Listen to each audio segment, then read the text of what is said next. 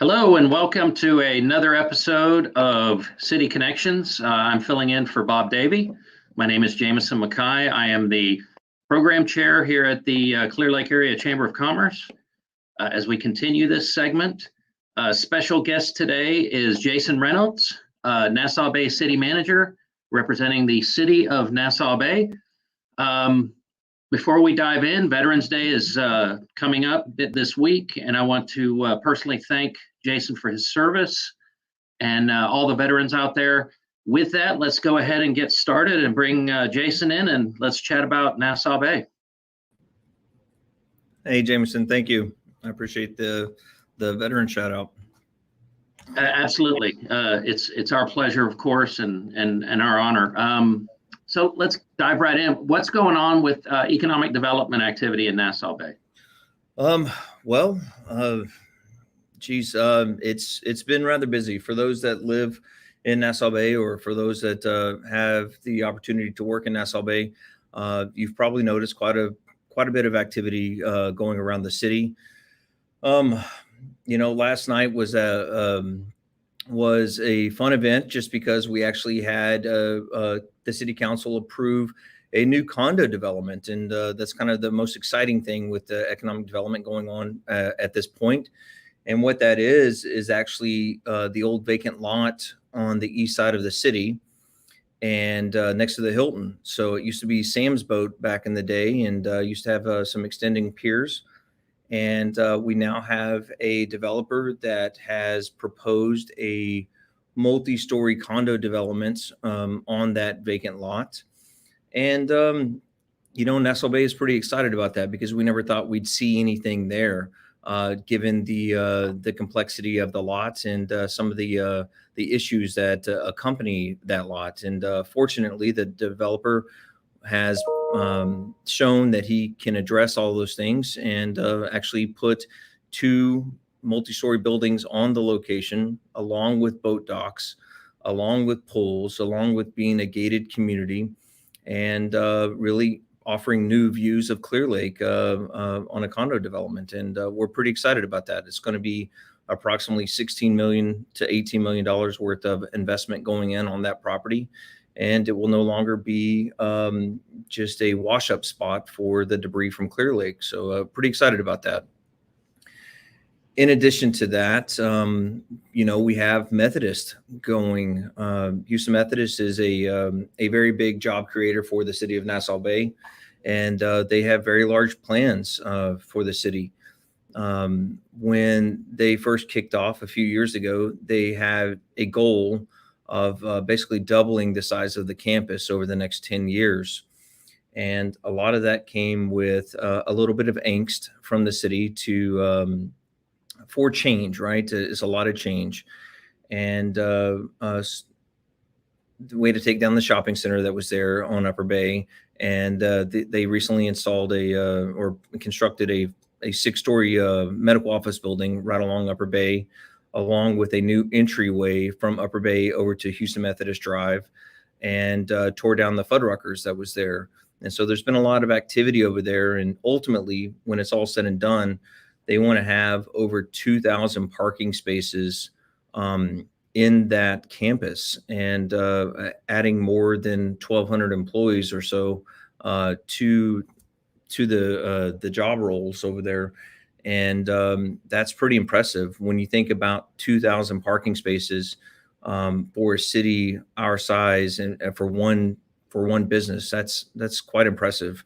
We're only a town of 4,500, and then you have 2,000 parking spaces. So, I mean, that says a lot with what they're doing. In addition to that, you have Moody Neurological Rehab Facility that's being built over on Space Park.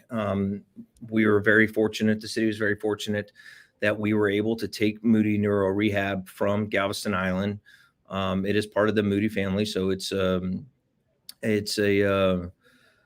big piece of what Galveston was, and it's wonderful that we're able to have them headquartered here now in Nassau Bay. That construction has started. It was only supposed to be a multi-million dollar, a few $1 million investment when it kicked off. However, it's grown to 14+ million, and going to be their headquarters for the rehabilitation facility, adding over 100 jobs to that location as well, and kind of revamping the west side of Nassau Bay, along with the McDonald's that just came in over there, the gas station, the new dental office that's there. And then you kind of recenter on what's happening with economic development. And you look at the old Luby site, right? Luby's was bought out. I think we're all aware of the financial troubles that Luby's and Fuddruckers were having. And that location has now been purchased. The building will be torn down, and they're going to put 3 new retail facilities on that location. So it's going to be a little bit more compact than it currently is, bring a little bit more activity. And then on top of that, finally, we have the vacant lot between Five Guys and Wendy's. The permit has been issued for that facility. That's going to be 20,000 square feet plus of retail development. And so it will be an extension of the current town square retail atmosphere that we have. And those have started to pre-lease. So almost every single vacant lot in the city of Nassau Bay has a proposal for it. And we're looking forward to everything coming to life. And for those that follow economic development, it's a lot of it spaghetti at the wall, and some sticks, some does not. But we have been very fortunate that a lot of what we are working towards is actually coming to life. And we are pretty excited about that. Yeah, and I think for longtime residents, we've seen this huge change in Nassau Bay and the way it looks. And you've been there since 2015.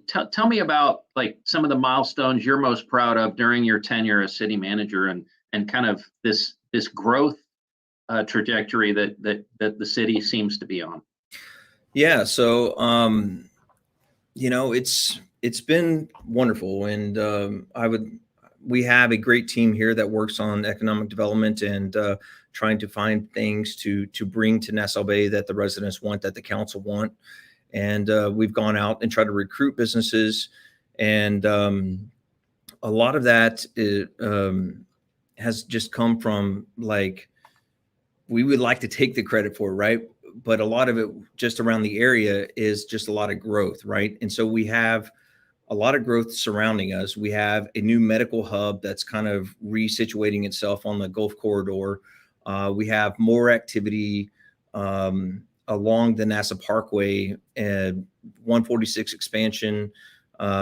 Tourism is growing heavily in the area. Webster's growing. League City is growing hand over feet across the lake, and we have a little bit of that spillover along with the spaceport up in Ellington Field. And so, because all these things are happening, we all have all the cities. When I say we have our desires on the things that we're looking forward to attract to our business corridors. And so we have the opportunity right now where we can actually go out and talk to people. We say, hey, we know this development is happening. We know that people are moving down here. How can we best capitalize on that right now and meet the goals of the city council and the residents? And so that's what we've been doing. And it's been very strategic, and a lot of it's been on focusing on what we want, right? For the longest time, for those that have been in Nassau Bay, we were solely focused on space, on NASA being across the street. And I think we saw the downside of that. We didn't have a diverse business corridor. And 80s, 90s, things kind of started going a little bit of a change. And then we started having vacant buildings in the town square. And the city managers and the council before me set up this town square saying, hey, we need to diversify what we have a little bit, expand what we have on the medical stuff.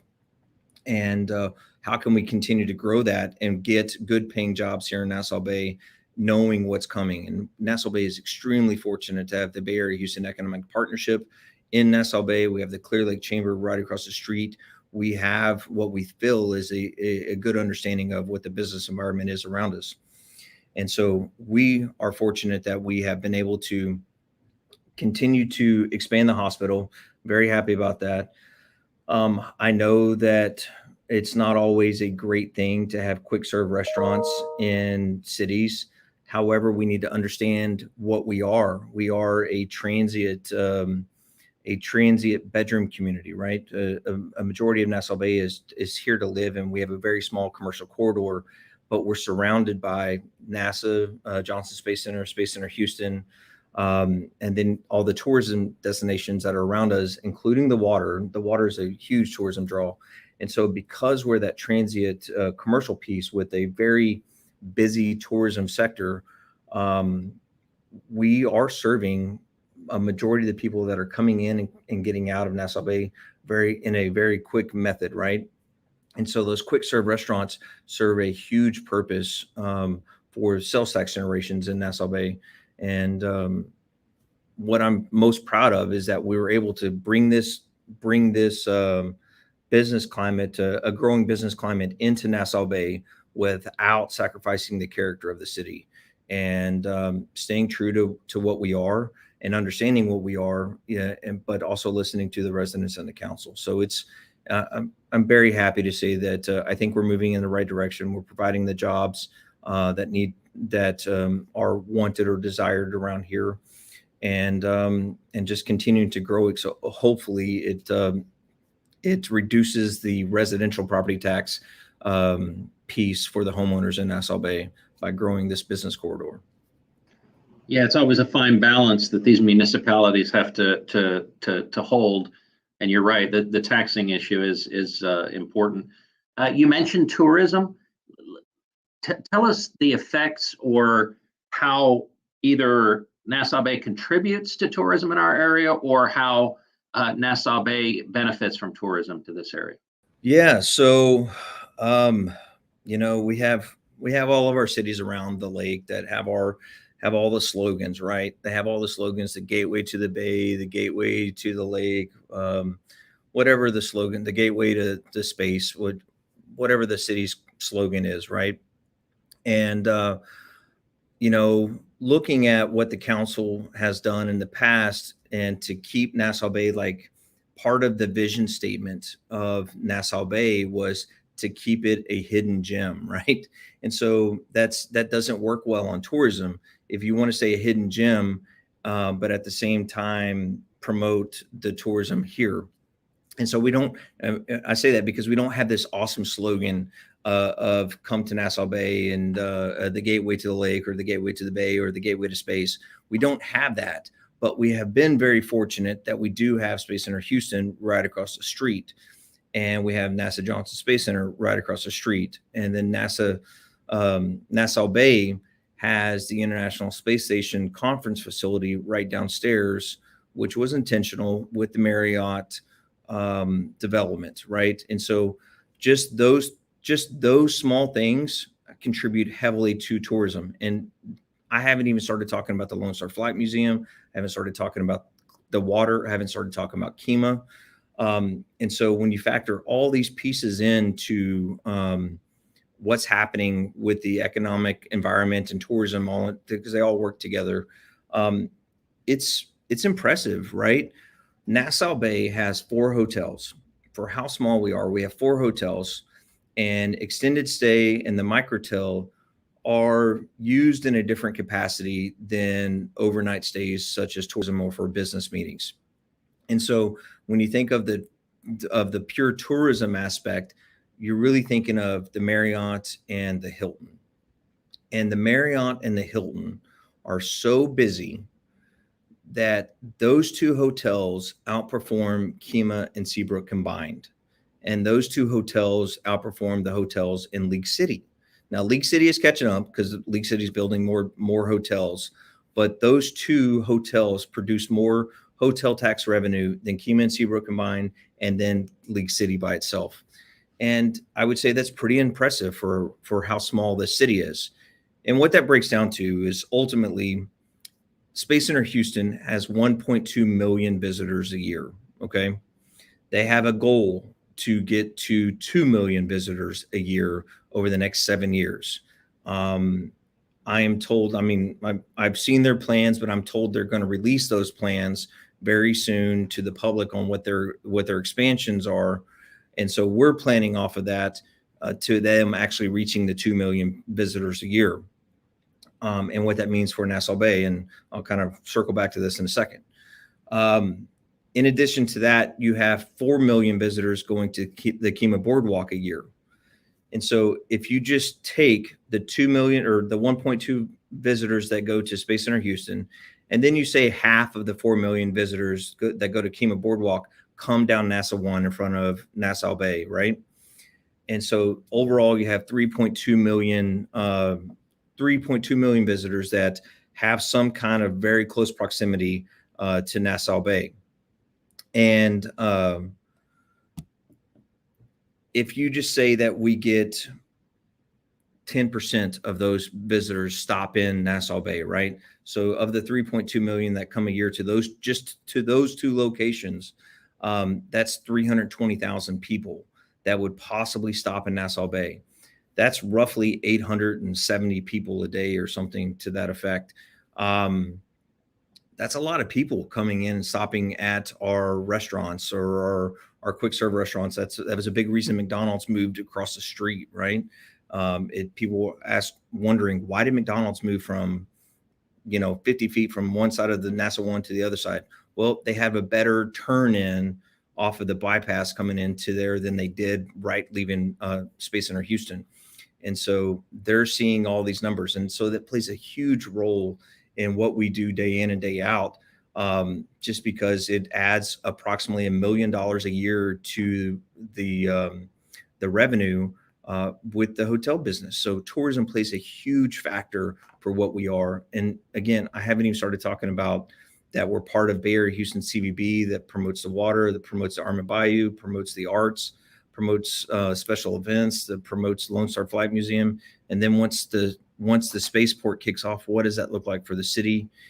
And don't forget that Webster is about to kick off Great Wolf Lodge. And what does Great Wolf Lodge look like along with their other developments right on Highway 3? Tourism is going to be a big piece for Nassau Bay and the region as a whole. Yeah, I love how you're not just talking about the attractions in Nassau Bay, and you're talking about how all of it pulls together, and basically the rising tide raises all ships. And it sounds like you guys you're poised to take advantage of that. You've been very thoughtful and deliberate about that. But let's circle back inward and talk about what type of infrastructure projects do you have going on? What's the focus for you and the council? So when you start thinking about, we've talked about economic development and tourism, right? And so there's a lot of activity going on around us, not just in Nassau Bay, but around the entire city. And what that means is that we're having more homes being built now. We're having a lot of interest in multifamily development in some of the town square green space that's left, as we just discussed with the condos. And so because there's a lot more interest, there's a lot more activity going on internally as well, and that we need to be prepared for and start planning for. For those that have been around Nassau Bay for a while and have drove into the bedroom, the bedroom piece of this, right? You probably have noticed a lot of vacant lots, and the vacant lots were there because Hurricane Ike came through in 2008, flooded some of the homes. Those homes were demolished, and subsequently just had a lot of vacant lots left. And so those have been just sitting there for 10 years plus. And now with this resurgence of the economy, people coming down here, we are seeing all those homes being built out, which is going more pressure on the underground infrastructure and just the surface infrastructure that we have. And so what do we do as a city to stay on top of that, stay prepared for that, for the future planning and what that looks like? Well, the city is now 50 plus years old. And when it was first established, most people forget that there's an entire city underground. Okay. There's an entire city of infrastructure underground that needs to be maintained, just like your home needs to be maintained. And the city council has been in a focal point of saying, hey, where can we be to plan for the future for our growth that we're having, to stay on top of it so we're not having big issues. So what we've done recently is that we revamped the entire flood system, the flood pumping system in Upper Bay, and we're getting new electronic data that will help us monitor it remotely, right? So COVID, a big thing with COVID is realizing some of the remote aspects that that can be capitalized on. And right now we're trying to work on how can we monitor flooding from afar in case that not everybody's here, so people don't have to come in. So we've upgraded our flooding system, our pump system, along with putting the SCADA in so that we can monitor it from anywhere that we want to. In addition to that, and this is a very big thing, and I applaud the city council for taking such an aggressive action on this, is updating all the water and sewer lines in the city over the next 15 years. While we are only 2 square miles, we have 15 miles of water lines and we have 16 miles of sewer lines that have to be addressed. Now, the city has done a very good job addressing the older sewer lines and throughout the years. Over the past 20 years, they've started upgrading the sewer lines, but we as a municipality have never addressed the water lines in the city. And so we have made that push, and we actually just approved that bid last night to start addressing the first phase of a 5-phase project of the water and sewer lines. So with this first phase, we are going to replace 21,000 feet of water line and 12,000 feet of sewer line. And that's quite an extensive feat. That's going to take a full year of constant construction to get that done.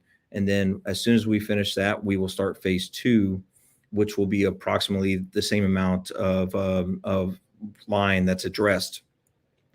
On top of that, we are starting to focus on our streets. Now, our streets are in good shape. They really are. But we can't wait for the streets to fail before we start replacing them. So we need to start tackling that in small bites at a time. And we have been very fortunate that Harris County Precinct 2 has given us a lot of grants to address our streets. We have now addressed over approximately 3 miles of streets within Nassau Bay, thanks to grant funding from Harris County Precinct 2.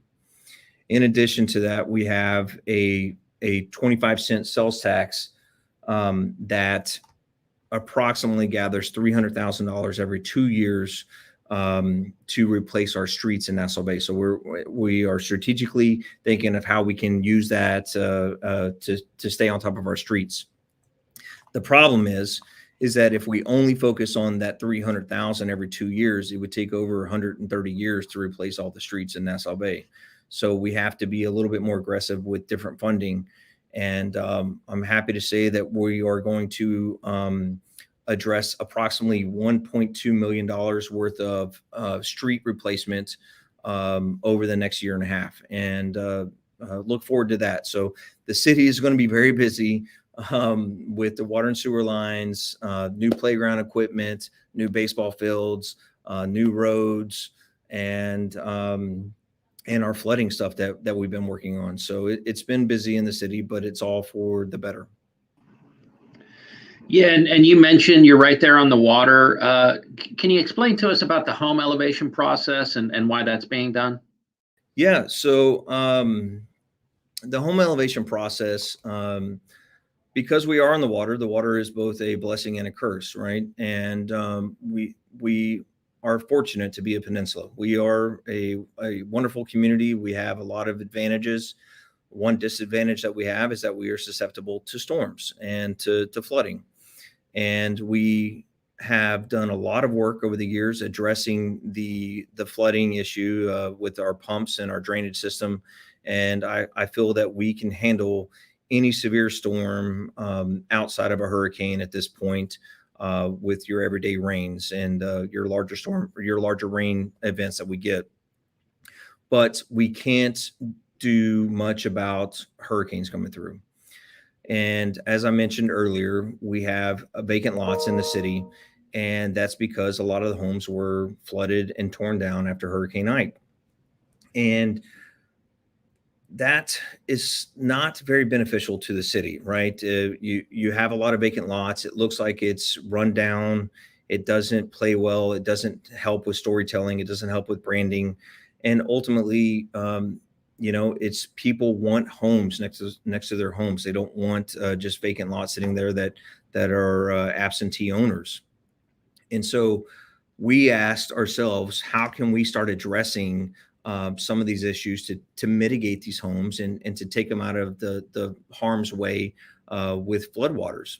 And the government had a program said, hey, we will elevate homes that'll get them up out of the floodway, and they'll be 2 foot above base flood elevation. Well, when we first kicked this out, we had over 100 applications, and which is phenomenal. And people jumped right on it. And unfortunately, we can only do so much at a time. Each grant that's applied for, we've started in 2013. We now have been through 7 grant pieces, and we are ultimately going to elevate close to 65 to 70 homes when it's all said and done. But we just started an application again this year in FY21 or 22, and we had over 28 homes apply for that. And so now we have 28 more homes that will most likely kick off within the next year and a half, along with finishing up the other grants that we had. And so the great thing, it's twofold. One, it mitigates these homes, and they don't have to worry about the inside of their house flooding from storm surge anymore at this point once they're up. It also helps them. What we are seeing after the home is elevated, it basically takes away flood insurance. Most people were paying approximately $2,500, and I've seen flood policies go up to $10,000, $11,000 a year for their flood policies. Once they're elevated, it's taking it down to $400 a year or $500 a year. It's quite impressive because that risk is being mitigated. In addition, it's raising their home value. What we have seen on the data that we've collected after this, anywhere from $150,000 to $300,000 after the home elevation is complete. So it's an all around win for everybody. Yeah, and you talked about wanting houses, and what a great community it is. What do you guys have going on with the holidays coming up? Any outdoor events? A reason for residents and guests to come to Nassau Bay over the next month and a half. Yeah, we are proud to say that the city is involved with over 22 special events a year to put on for our residents. We try to find ways to keep our residents engaged, to have the outside community engaged. And we actually just did a fall sweep last week, and cleaning up the peninsula and our creek, and very environmentally conscious around here, and make sure we're taking care of our park system and our greenways. But for the fun piece, if you don't want to work, we have quite a few things coming up. The biggest one being the boat parade, right? So we are happy to be partners with the Clear Lake Chamber on the boat parade. Nassau Bay kicks off the December boat parade with a fireworks show, and then a small boat parade out of the Nassau Bay Lagoon, and then connecting up with South Shore Harbor and going through the Kemah Channel. Looking forward to that, and stay tuned to our social media and our website for the dates and times. And then before that show, though, we also host a Holiday in the Park, and the Holiday in the Park is open to everyone, and it's a pretty good time. Typically have a snow machine out here, a slide. People get on tubes and go down like a little snow slide, throw snowballs at each other, have some hot cocoa, see Santa, and just overall have a good community time. And it's a great lead into the boat parade that night. And then something new this year, I'm very, very excited about. We have partnered with Space Center Houston and part of their Galaxy Light program. And so the town square along Saturn will have a continuation of the Galaxy Lights along our esplanade in the town square, and that will connect with some lighting and a tree in front of the Marriott. And so we hope that people will come to the city and take advantage of this. They're going to be put up this weekend, or they're supposed to start this weekend. It'll probably be finished by next weekend. But you're going to have a tunnel of lights, a lit up Christmas tree. We're supposed to have a 15-foot Saturn out in the road, some giant stars, and it'll be something that people can come take photos. And hopefully you see how great the Galaxy Light program is. And then you go over to Space Center Houston and you go through the full tour at Space Center Houston. So you have a little tease of a Galaxy Light show here, and then hopefully you can just walk across the street and go to Space Center Houston as well. And so we're looking forward to that. And then January kicks off, and we'll be starting a whole new round of special events. Yeah, and anybody who's seen your town square, it's very attractive, and it doesn't surprise me that you guys are doing all of this to kind of enhance that. And again, thank you for taking the time to let people know about the hidden gem that is Nassau Bay. And again, thank you for your service and being with us today. Thank you. Thank you. I appreciate it.